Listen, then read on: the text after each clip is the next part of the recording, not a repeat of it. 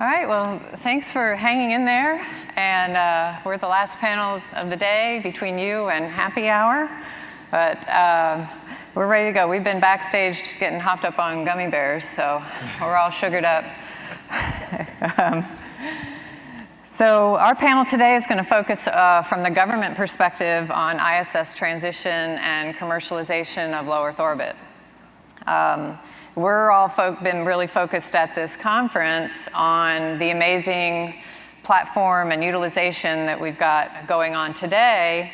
But these guys have been thinking about what's next. What's next for the future of ISS and the commercialization of LEO. And those two topics are kind of interrelated, a little bit different, but interrelated as this emerging economy in LowEarth Orbit is created. How do we use the platform? What do we think about next steps? So that's what we're going to talk about with our panel today, who I will introduce. We have Sam Shamimi from NASA, and he's been a leader in human spaceflight for over 30 years, working in both civil service and private industry. He's currently the director of the International Space Station at NASA headquarters, also my boss, within the Human Exploration Operations Mission Directorate. And next we have Professor Hans Dittus. He's from DLR. He's been the executive board member for the Space Research and Technology since 2011. He's professor in the Faculty of Manufacturing and Engineering, Mechanical Engineering, and Process Engineering at the University of Bremen. He's going to be talking about system analysis studies he's been doing regarding the continuation of human spaceflight in LEO, also known as the post-ISS orbital hub, which can be seen in the exhibit hall. And next we have Dr. Koichi Wakata from JAXA. He's currently serving as the Vice President and Director General of Human Spaceflight Technology for JAXA, also with his duties as a JAXA astronaut, which began in 1992. To date, Dr. Wakata has completed 4 space flights and served as the first Japanese ISS commander on Expedition 39, setting a record for Japanese human spaceflight history for the longest stay in space. From 2016 to 18, he also served as the JAXA ISS program manager. And then finally, Dr. David Parker from ESA. Dr. Parker has been working in both public and private space sector since 1990. He's the former chief executive of the UK Space Agency and chair of ESA's Human Spaceflight Microgravity and Exploration Program Board. And since 2016, he's been director of human and robotic exploration at the European Space Agency. So with my august panel members, we'll get started. Our format today, we're going to start off with some opening remarks and slides from each of our panelists to kind of give their what their perspectives are and activities that are going on in their respective agencies regarding transition and commercial activities with the space station. After that, I have some prepared questions that we'll kind of get the discussion going. And if we have time at the end, we'll be taking questions from the audience through the app. So if you have a question you'd like to ask the panel, go ahead and use the app, and then we'll do those at the end. So with that, you ready to get started? Thank you, Robin. All right, Sam. All right. Okay, this technology works. First, I'd like to say is that we're the government, and we don't have all the answers. That's the first remark. So we're here today in this conference to get answers and ask the right questions, not only from government, but from industry, nonprofits, academia, the public, to solve all the challenges that we have, not only in human spaceflight, but how do we advance the course of an economy in low-Earth orbit, so where companies can take over what government has been traditionally doing in low-Earth orbit, so the government can go do all the hard things to expand human presence in the solar system to the moon and eventually on to Mars. Here domestically in this country, there's been a lot made in the media about a particular phrase that was talked about earlier this year about ending direct federal funding for ISS in 2025. I can say today that the government on the NASA side and the administration, we have not decided what our policy is regarding what happens with the ISS platform itself, what happens with the program, and what happens with this international partnership that we have today, that we've built over many years now. The options that are in front of us, the things we have to think about in moving forward is how much of a real commercial demand, demand outside the government is actually out there. And that's what we're using space station to test. This is a hypothesis. It is not a foregone conclusion that there is a sustainable demand that actually can cover the transportation cost, the on-orbit cost, the ground, and all the ground infrastructure needed to train, fly, plan, integrate all those activities required for human spaceflight. So we delivered this ISS Transition report with a lot of help from my staff, including Robin, a few months ago. And I'm going to pick out just a few things out of that report. But you hear a lot about space station here at this conference about research and development and building of a commercial market. But the station is actually larger than that. So the station, from the U.S. perspective, is the program, it's the platform, it's the partnership that enables the United States to lead this wonderful partnership that we've had across Europe, Canada, Japan, and Russia. This is one of the unsung portions of space station that has really benefited not only our collective space agencies, but also humankind across all the participant countries and the people who aspire to go into space.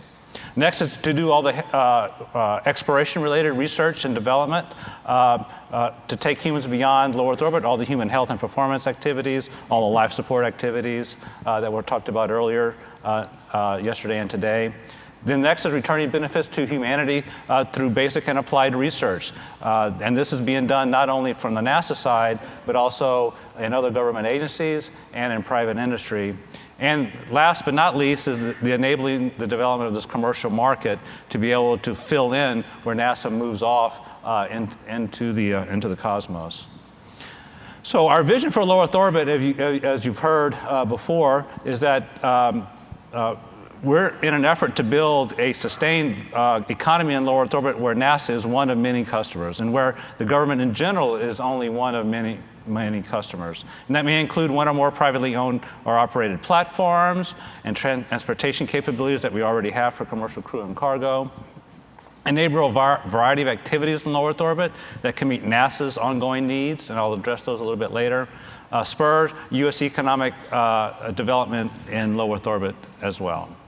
So in our transition report, we have two basic principles to help us guide us through what happens with ISS in the next decade. First among them is the continuity of NASA's low Earth orbit and deep space exploration spaceflight missions. And it's not continuity in just missions in space, it's continuity in the industry, continuity in operations and the like. It's not just the fire and the smoke. It's not just the platform, it's the entire ecosystem, if you will, of putting humans into space, the continuity of that across the country. And the next is to expand our leadership in low Earth orbit and into deep space, taking this partnership that we have and then expanding it with other partners and actually even strengthening the partnership that we have today with our current partners. And the principles go on.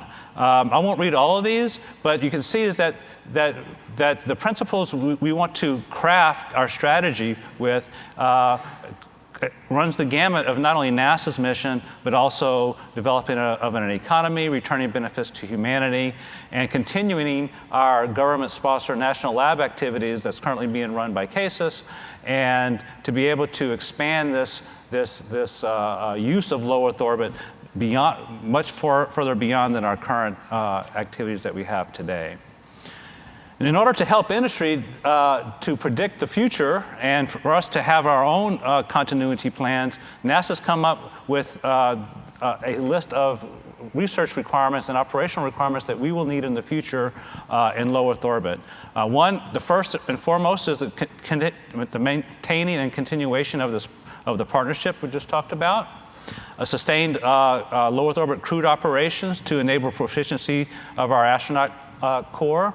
Our missions into deep space will be only maybe once a year with only about 4 astronauts at a time, and those missions will only be about 30 days or 45 days in length. That is not a mission capability that's enough to sustain a robust capability here on the ground and in space as well. We want to continue our long-term technology and research activities on board the space station for exploration. We want to continue our basic and applied research. We want to continue some version of the national lab as we go forward, and of course opportunities for the other parts of NASA, including astrophysics, space, and earth science. And what our motto is that this doesn't have to be implemented by the ISS program. It can be implemented by various types of modules or platforms, and it also could be implemented by various versions of an international partnership as well.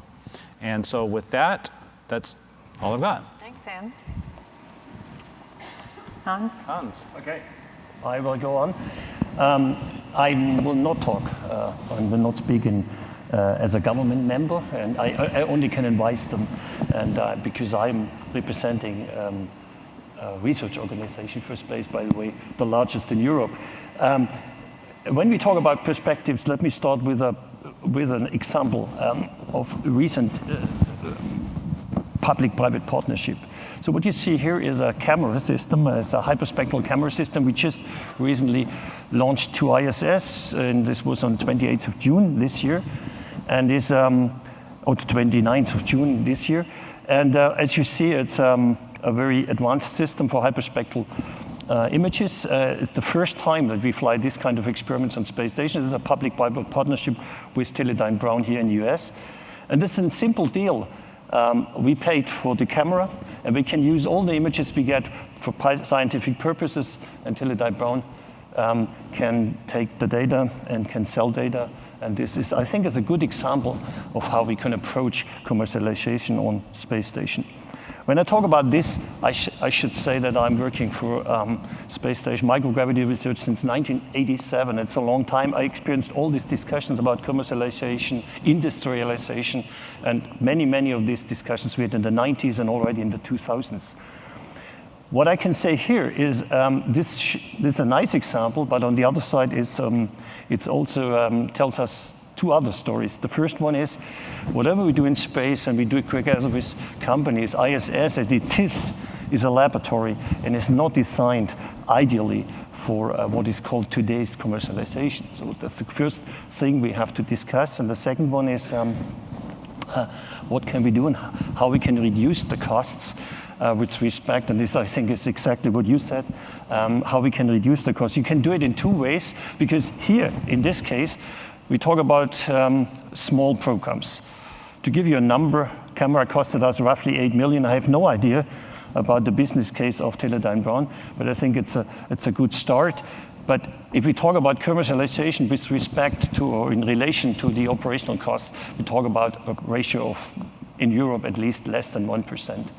So we have to discuss and have this in mind if we discuss. So we have 2 ways to reduce cost. First is to increase commercialization. This is a very difficult problem. On the other side, maybe we can also reduce costs by changing. And this is what the reason why we did a lot of design studies during the last 2-3 years. And the idea was that we come up with low costs, reducing dramatically costs of present station, because the present station as we have is of course expensive. We welcome very much, and I think this is what you are discussing, and these modular concepts that we can bring up different modules, we can dock them and undock them.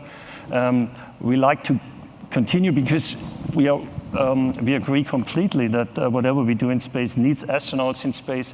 Whatever we do, we need this outpost, and this was the basis of our study. Our study works. We did a lot of studies, kept that in mind, to secure what we call continuation of European leading edge technology in human spaceflight. Of course, we are a junior partner in Europe. We are a small partner. We rely on our big partners, in particular here in the US. Nevertheless, we feel that we should make advices how to go on as well. And this was part of the study work we did. And you see, we tried to come up with user demand driving designs, in particular for Earth observation. We see there is less what we can do and we can more in the future. And then of course, science and exploration preparation has to be done on space station, there is no doubt. With all these studies, and this is a long work I summarize on one few graph here, is that indeed we could, and this is our deep believing, that we can reduce costs by at least 60 to 70% of today's perspective. So that is the way when we come up with much more modular concepts. We have published this, so this can be read, and I will not go too much in detail, but I think the basic idea of this study was we have different options, but the basic option was to run an outpost in space for the smallest amount of money, and that's what we think we can do worldwide. But then, of course, we rely also on our partners without reducing or increasing the current financial commitment from Europe. This is a political question, whether we could do it or not. But what we see here is that we can reduce the cost dramatically if we come up with another concept. So we have to build up new modules, and the station as it is, of course, cannot be reduced in costs from the perspective we have too much transportation, and so this needs new elements. And one of these new elements, and this is my last few graph here, and it's just to tell you what is one of these ideas. This is a concept we brought up as an Earth observation platform with robotic arms, you see, which can be flown as a free flyer together with the present station as we have. And later on as a self-standing element or with some new elements is one of these modules we like to propose for the future. I think if we come up with these modular concepts and start now, because we lose a lot of time discussing extending the old station, we can save money now, which we use or can use then for further exploration activities where we need all this money, I guess. Thanks for that. Thank you. Dr. Wakata? Thank you. It's my honor to be here. I will talk about for this topic of the ISS transition government perspective. JAXA is a mission execution agency. We're not, in a true sense, not a government, but from the space agency standpoint, I would like to talk about this ISS transition.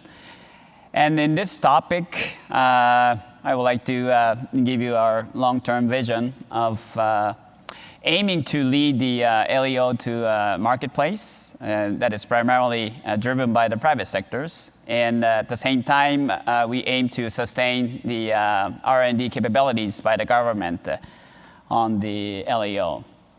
I only have 2 pages, so hope you will not get bored, but sorry for this busy chart. This is the first and the last chart. So if you see this page, the horizontal scale is representing the time, and the vertical scale is showing the amount of investment. We are in 2018, where primarily the funding of the space station is coming from the government of the 15 countries, the partnership.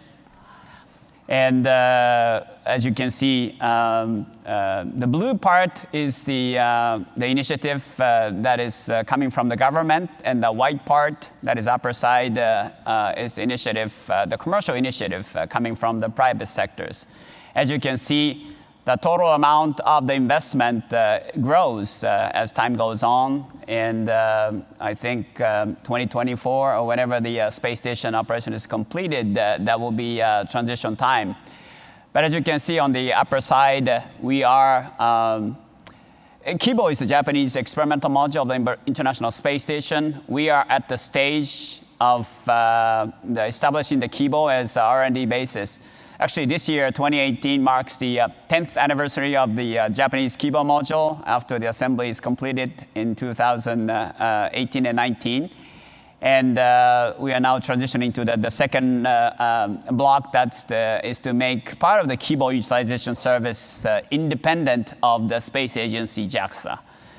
And in the years to come, we would like to run a public-private joint business in the microgravity experiments in LEO. That's the goal. So as a big picture, we would like to increase the initiative from the private sectors. So private sectors, we are hoping that will be primarily funding or investing the LowEarth Orbit operation. But we also are aiming to sustain or maintain the government's R&D capabilities. Maybe the government will be purchasing those services from the private sectors. So how are we doing that? Right now, you see those 4 blocks that shows small satellites deployment service, external platform utilization, protein crystal growth experiment service, and aging research support. Those are the 4 primary areas of ISS utilization, especially on the Japanese Kibo module. So we are prioritizing the crew resources and the operation, targeting at those completion of these aspects of the utilization. And we would like to transition, depending on the maturity of the market and also the maturity of the technology in each of these 4 areas, and we will transition to a business actually run by a private industry. For example, this past May, a couple months ago, for the first time in the Japanese utilization of the space station, we selected the 2 small satellite companies for the deployment, Space BD. I think some of our colleagues are here, and Mitsui Corporation. Those 2 companies are selected as the integrated service providers for the small satellite deployment service. And we gradually would like to expand this transition to the private partners, private industry for those utilization, meaning external platform, protein crystal growth, that's for the drug design support, and also the aging research support by carefully assessing those maturity of the technical level as well as the market. So I would say that's, in a sense, conventional approach that the space agency developed asset of the Japanese Kibo module, robotic arm, airlock, those are required for the satellite deployment. And then based on the maturity of the market, we transition the service to the private sectors. That's I would say, conventional approach. But what we are doing as a new approach is what we call JSPARC. That's JAXA, what is that? Space Innovation Through Partnership and Co-Creation. So JSPARC is a new approach. Instead of the space agency JAXA creating and developing the capabilities or technologies to do this business, and then transitioning to private sectors. But instead of that, we start providing conversation and the consulting opportunities to the private industry partners. We have JAXA technical experts who are very familiar with the utilization or the operation of the International Space Station utilization. By having those technical experts involved in the initial phase of the business development, I would say, especially for the companies who are not very familiar with the space-related operations. There are many companies who are very familiar with the space operation, but there are what we call a non-space industry that have not been involved in the past on the space operation. So we consult with them, and we, together with those companies, we create new business. And eventually, those new businesses that are developed through this JSPARC program will get to this level of the prioritized utilization, as you'll see in these 4 blocks. And that will enhance the commercialization, and eventually that will lead to different areas of private industry's involvement. I am hoping that it could lead to more like usage of the LEO in the entertainment business, for example. And as you can see in the middle to the right side, space tourism is a very attractive field, I would say, to many industries, conventionally non-space industry. So eventually that will lead to a larger scale of total investment on the LEO. But we would like to maintain this R&D capabilities of the government for, as you can see to the right, it's a small portion. And this is the vision that we are hoping to establish in the years to come. And we would like to utilize the Kibo, the ISS, as a trial testbed for those conventionally non-space industries, so that they can test out the possibilities of utilizing the low Earth orbit for their business opportunities.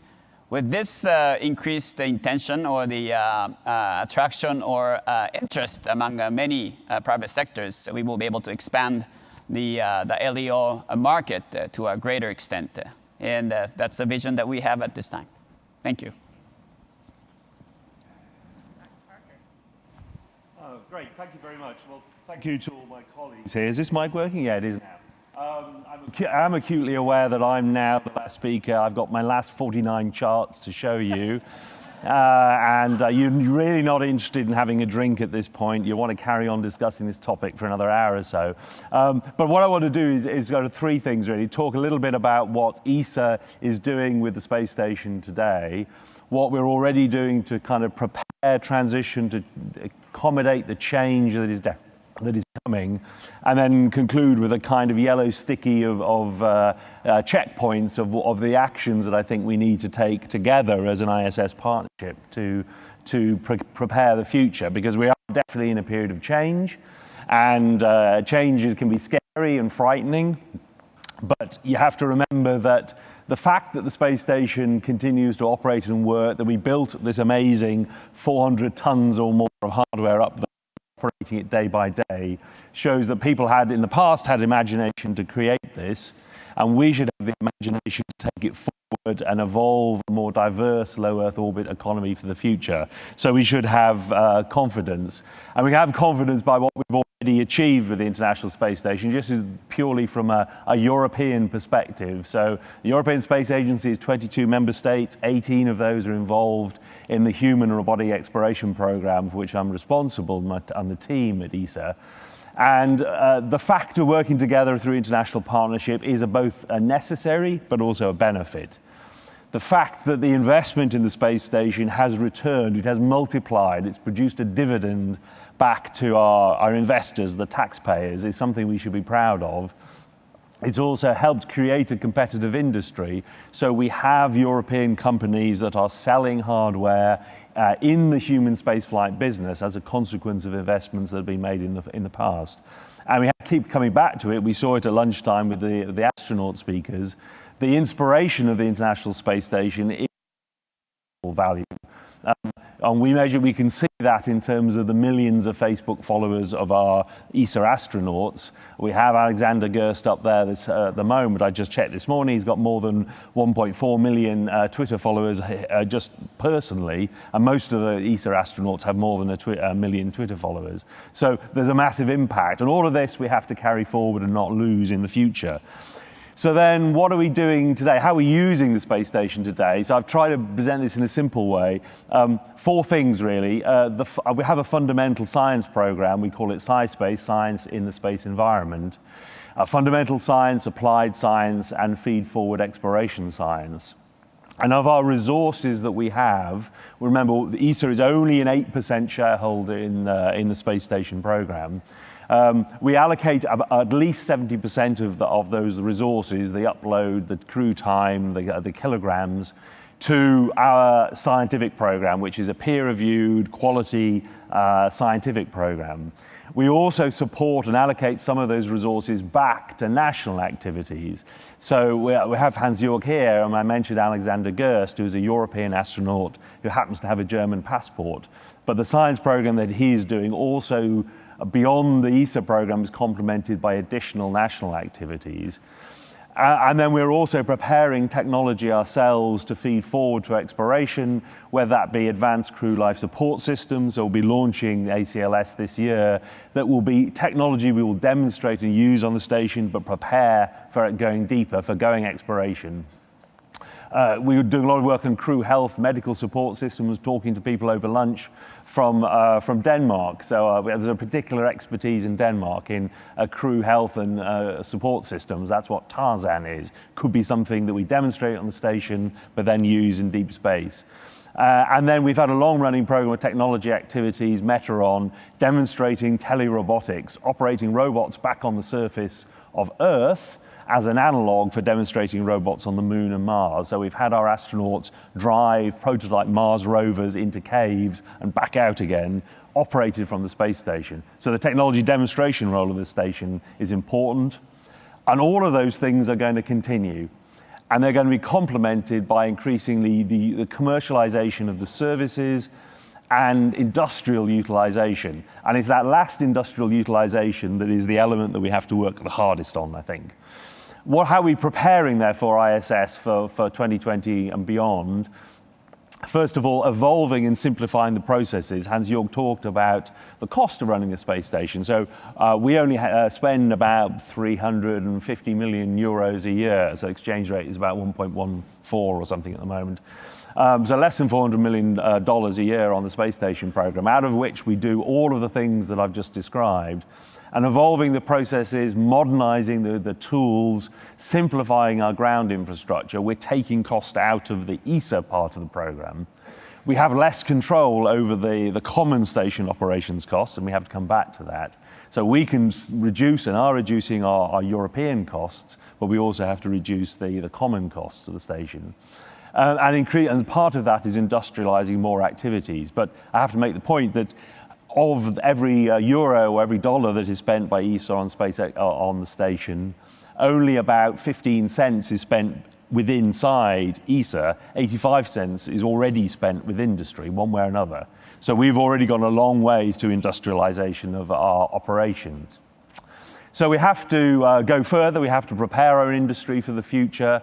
We're already doing that, as I said, because we already use our European industry to help operate the station, to do sustaining engineering, to do logistics and so on.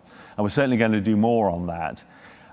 We also have a need to stimulate the user base, the demand side of low Earth orbit economy. We're starting to do that. As I said, the space station program is a small part of ESA's activities, and more other areas. There's a lot of experience in business applications, developing applications of space data, Earth observation, telecommunications, navigation.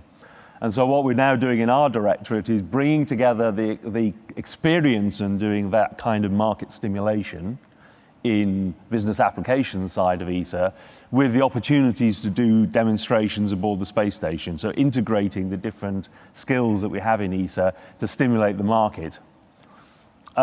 In terms of delivery of having services available, we're creating new commercial partnerships. You've heard maybe over the past 2 days some of those. I'll show you one example in a moment, where industry has come to us and said, these are ideas of how we'd like to develop services in low Earth orbit.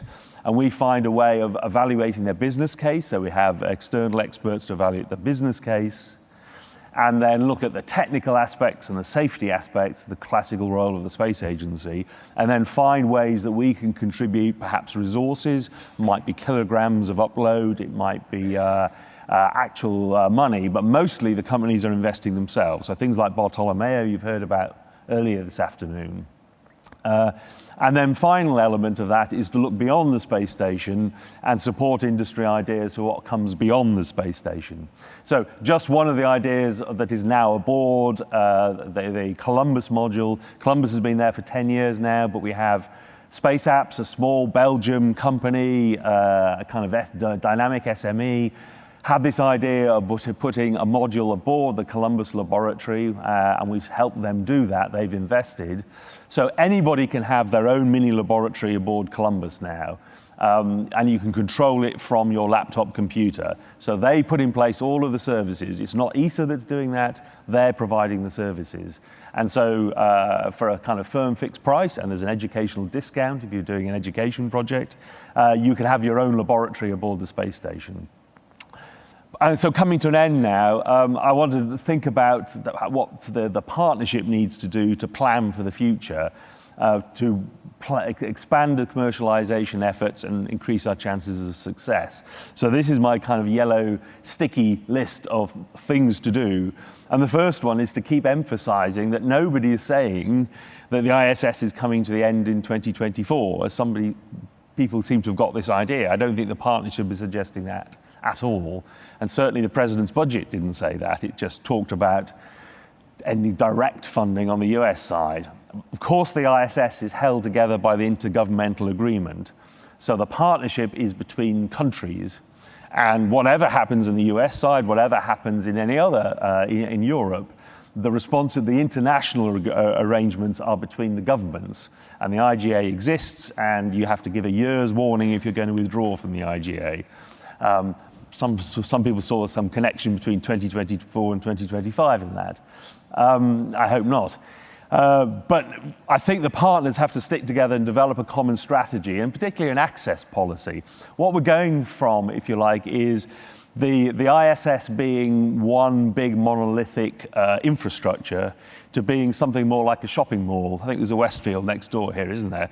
So it's more like there are different capabilities, different services, different laboratories that are becoming available, but we have to work together on a common access policy. If we create a situation where one organization is charging for access to a particular facility, and there's another facility somewhere else where somebody is paying you to use that facility, so you've got a completely asymmetric commercial arrangement, somebody will win, somebody will lose, but actually overall the partnership will lose.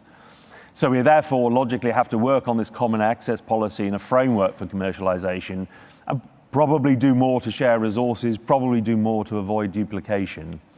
As Hans-Jörg's chart showed earlier with his idea for an orbital hub, 75% of the cost is transportation. The infrastructure exists in the space station. In my view, we have to sweat that asset for as long as we have it. But nevertheless, we have to find ways of reducing the transportation costs over time, because that's the way we're going to make it improve access. One of the ways to improve accessibility. Another is to streamline operations, maintenance costs, drive down the day-to-day operations costs. But if they're going to be fresh capital investments, they, I think, have to come from the private sector. And they have to have the perspective of the long-term business. And that's what they've been saying, I think, today. And equally on the agency side, and certainly on ESA side, we think we need to do more on the market stimulation actions. So I hinted at that earlier. I think we have to do more about that. And equally, we have to prepare for the post-ISS scenario. So we're doing a number of studies, and one of the ideas has come from DLR, you've heard. But there are other activities, things are being looked at. Europeanization, for example, of the Dream Chaser vehicle. On the other hand, there's an idea that's under development in Europe, a thing called Space Rider, a small, uncrewed, reusable space vehicle based on IXV. There are already international partnerships between European industry and US industry that might produce modules that go up to the space station and later on get separated to become a commercial space station. So I think all of that joins up to this overall strategy for the way forward as we see it today in Europe. Thank you. Thank you so much.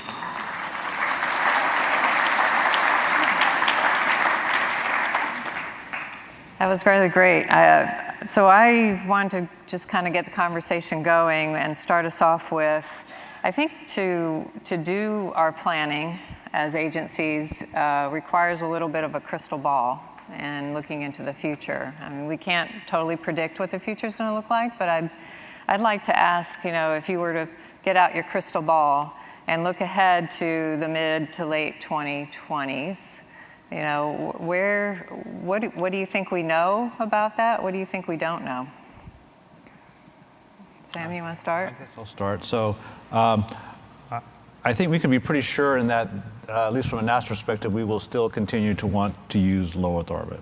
Our research and technology development activities, our crew proficiency activities, things of that nature, I think that will continue essentially indefinitely into the future, just as a part of what a government should be doing.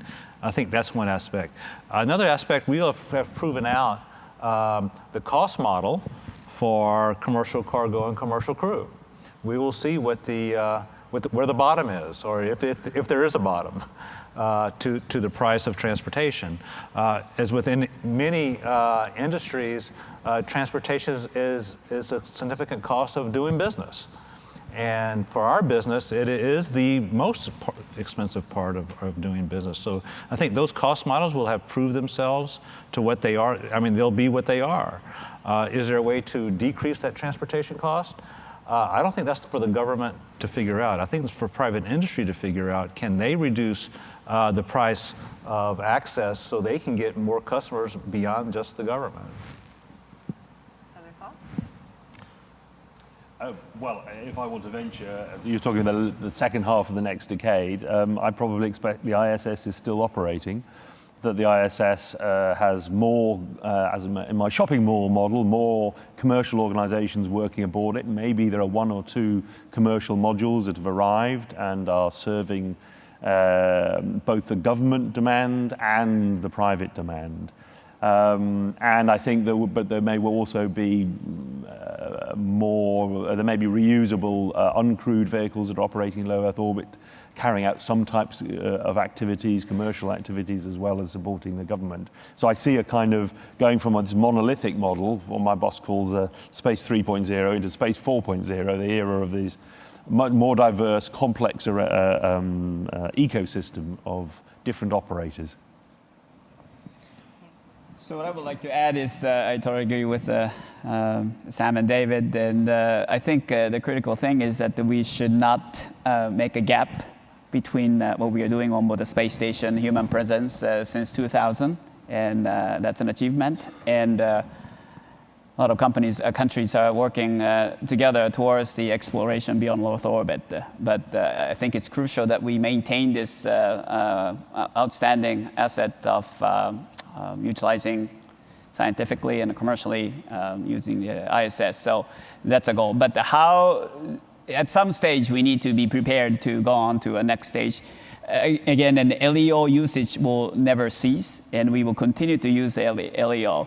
So we need to learn how efficiently we can utilize the LEO. And as everybody was saying, that the transportation cost is very critical. And for Japan, where we have very limited crew resources compared to other countries, we are focusing on developing more autonomous or remote control and this automation type capabilities of conducting experiments, for example, with the robots or ground commanding. And at some stage in the future, or even on the space station, we can let the robotics do a majority of the routine tasks so that the crew members can focus on something that only the crew members can do. But with having this autonomous capability of the robotics for the utilization, we can apply that kind of technology for the future LEO activities. Maybe the future space station can be just man-tended or human-tended instead of a permanent human presence. And also that kind of technology could be utilized for future exploration, whether on the lunar surface or cislunar or Mars mission. So we can utilize the space station to, I think, develop those new technologies that will contribute to eventually reducing the total operational cost. Thank you. I think it's, first of all, I'm happy to hear that low Earth orbit activities is on program now. And this was not always the time, and we had a long discussion. And so I think this is a need we need for the future. Nevertheless, I think it's not enough to say there is, we wait for extension of the ISS operation after 2024. I think it needs more. And let me, like, 2 aspects. First of all, we need new elements. I mean, this is also an industrialization process, and utilization and in particular commercialization is a small program so far and will not increase so much. So what I'm afraid of is that the situation is not completely different from today's perspective if we not invest more into a new station, and or at least in new elements which can be operated in connection to the station, dock them in or out. And the second thing I think we should have is and this is a little bit of paradigm shift, we should use station much more for Earth observation. I think we have so many tasks in the future in atmospheric observation. Space station, of course, is not flying over the poles. That's a disadvantage maybe. Nevertheless, it's covering all the industrial hotspots worldwide. 95% of all human beings are living between 50 degrees north and south. So it's an ideal platform to observe our Earth, which is changing. We have a global change, and this is at least a reference for many, many satellites we have. We can use them as a permanent observatory instead of just a lab. And this is, I think, we should have. This is a little bit of paradigm shift. And there is more public service than commercialization. Then this kind of observation is a public task. Huh? So I think we all share this vision of the government as one of many customers of this enterprise. But in that, I think it's important that we all forecast those activities that we do see our governments, what are we going to be a customer for? So that companies looking at building these capabilities in low Earth orbit are able to, decide if their business case closes. So what kinds of activities do you see, our governments being, interested in doing in low Earth orbit going forward and long term? Okay, I guess I'll start again. Back in DC, an organization called the Science, Technology, and Policy Institute, or STIPI for short, did a study about how could a commercial platform in low Earth orbit be successfully monetized and actually to make a profit. And there was, from my perspective, there was two interesting things that needed to happen.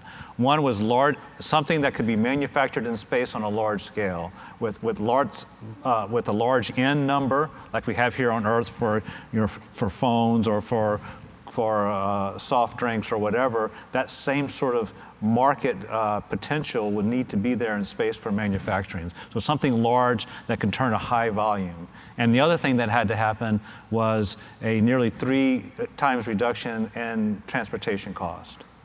So I think those two things, to be able to stimulate an ability to manufacture, to do the testing on ISS or other platforms to see if we can manufacture something, whether it be cell lines or exotic fibers or the like. And then on the other side, which is really out of NASA's hands, is to reduce the transportation cost. But I think your question was more about what does the government want to do? Well, on the government side, is the stimulation of basically on the demand. Yep. Can we do experiments on station to increase the ability to manufacture things in space, to demonstrate that we can do exotic fibers or chips or organs on chips or 3D organ manufacturing, things of that nature, is that we can actually prove that out, use government funding to work with private industry to actually prove those kinds of things out to see if there is a killer app, if you will, in manufacturing. I would say 3 things as a government, as far as what we can do to stimulate the transition, the utilization of LEO in this time frame of the transition on the ISS. The first thing I would say is in the first chart I showed you, we are aiming to expand the overall LEO market. That's the first thing that we should, as a government, it's not the government thing that could increase the total market arena. However, we should encourage the private industry to participate in this LEO activities. As I mentioned in this JSPARC program, where we co-create new business together with expertise from the space agency standpoint to advise and discuss with the industry to create the new business. And the second thing is, I think Sam already mentioned, but we need to show the perspective of the LEO activities beyond 2025. And that is very important for the private sectors, for their business planning, and also for the research community to be able to be ready or to plan the research plan beyond 2024. So I think it's crucial for us to show the perspectives in the early stage, as early as possible. That's the second stage, I would say. And the third one is, of course, I agree that we need to reduce the operational cost and transportation cost. We are working on all of them, and we are launching American batteries and the European ACLS on the Japanese cargo spacecraft called Konotori number 7 in September. But government told us that we have to reduce the amount of operational cost of the vehicles, and so now we're developing a new spacecraft called HTVX that will be more efficient in terms of cost. And as far as capabilities and the capability to launch heavier payloads, that has a higher capability. So we are trying so hard to develop a new spacecraft that will be economically more capable. And then those are the three things that I would mention as a government or the space agencies to work. Thank you. Any other quick thoughts? I'm being flash the time signs. Yes. Some small remark on that. I think from a public side, we have to become enablers. That's not the case so far. I mean, we need a long time to bring up experiments on space station. As a scientist, I can tell you we need roughly 15 years to bring up an experiment to space station. It's not very attractive. If you would spend a lot of money into activities on space station, you would like to influence this process at least, and this must be much faster. And then the question we ask is. We expect a lot of disruptive ideas and technologies coming up on space station, and also disruptive ideas from a commercial market. But there is no disruptive structure in administration and safety procedures so far. And this has to be renewed also. And this needs a lot of processes we have to discuss in our agencies as well. I think this is very important. Otherwise, it will become very difficult to become attractive enough for industry. I think I'm a bit more positive because I, with the actions that ESA has been taking at least now, you don't wait 15 years for an experiment. It's a few months now to fly. With facilities like IceCube, facilities like Bartolomeo, and other facilities on the US side, NanoRacks, all sorts of other capabilities. I think that exactly is one of the things we have to do, which is make the pipeline bigger, make different routes to get aboard the station that will match different customers, but the commercial applications are going to need this long-term perspective. And so it's very important that the message, the ISS and something after the ISS, is going to be there for them to invest credibly. Because equally, if you want to reduce transportation costs, those commercial companies have to make long-term investments. An investment that's only for a handful of years is not a very attractive one. It's not going to pay back the capital. So I'm positive. Great.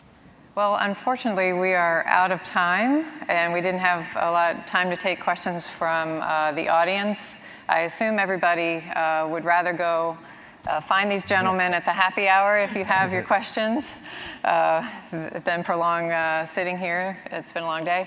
But I want to thank our panelists. I think there are a lot of great thoughts in the presentations. And we'll adjourn. Thank you. Thank you.